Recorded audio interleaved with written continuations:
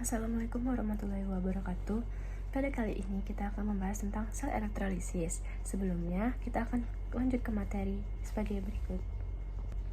Salah satu sel yang ada dalam elektrokimia adalah sel elektrolisis.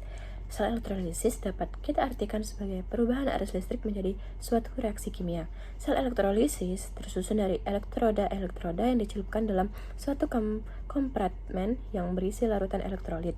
Pada sel elektrolisis terdapat dua buah elektroda yang dihubungkan pada sumber listrik, yaitu anoda di kutub positif dan katoda di kutub negatif. Anoda pada sel elektrolisis merupakan tempat terjadinya reaksi oksidasi, sedangkan katoda merupakan tempat terjadinya reaksi reduksi.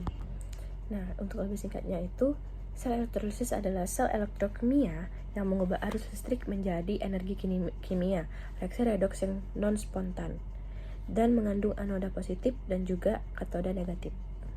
Sel elektrolisis itu tersusun dari 3 komponen utama. Yang pertama, katoda, yaitu tempat terjadinya reaksi oksidasi yang bermuatan negatif untuk sel elektrolit.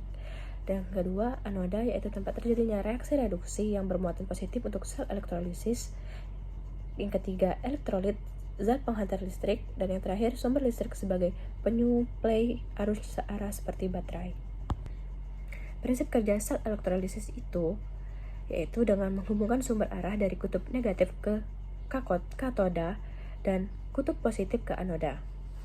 Kemudian terjadi overpotensial yang dimana mendorong reaksi reduksi dan oksidasi non-spontan dapat berjalan sehingga elektron dapat mengalir dari katoda ke anoda dan ion-ion positif cenderung ke katoda lalu tereduksi. Sementara ion-ion negatif tertarik ke anoda dan teroksidasi. Nah, jadi apa sih fungsi dari elektrolisis itu? Jadi, fungsinya itu yang pertama, proses sel elektrolisis biasanya digunakan dalam metode pembuatan gas oksigen, hidrogen, dan gas klorin di laboratorium. Yang kedua, bermanfaat untuk proses memurnikan logam yang kotor. Caranya itu, logam kotor ditempelkan pada anoda sementara logam murni pada katoda. Yang ketiga, berguna untuk proses penyepuhan logam menggunakan logam mulia seperti misalnya perak, emas, dan nikel. Dan yang terakhir, membantu dalam proses produksi aluminium dan natrium. Jadi sel elektrolisis itu juga salah satu reaksi kimia yang penting untuk kegiatan kita sehari-hari. Hal ini pun menunjukkan setiap sel elektrokimia termasuk sel Volta memiliki kegunaan dan perannya masing-masing. Reaksi elektrolisis. Nah, pada reaksi elektrolisis terjadi reaksi reduksi pada kutub negatif dan reaksi oksidasi pada kutub positif. Terdapat dua faktor yang mempengaruhi terjadinya elektrolisis, yaitu jenis kation anion yang bereaksi dengan jenis elektroda yang digunakan. Terdapat dua jenis elektroda, yaitu elektroda yang tidak ikut bereaksi atau elektroda inert dan elektroda yang ikut bereaksi atau elektroda non-inert. Di sini ada contoh soal. Jadi soalnya itu tuliskan reaksi elektrolisis dari NaCl dengan elektroda C. Kita akan membahasnya, yaitu larutan NaCl dalam air akan terurai menjadi ion-ionnya. NaCl Aq membentuk Na plus Aq plus Cl min Aq.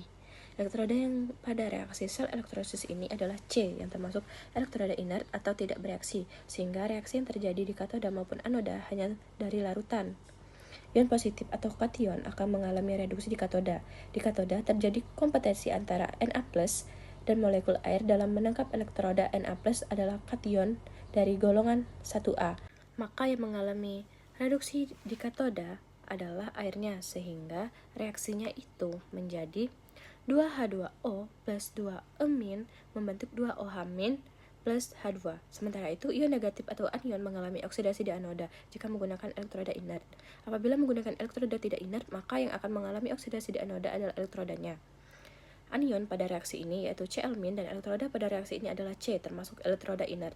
Maka reaksi anodanya sebagai berikut.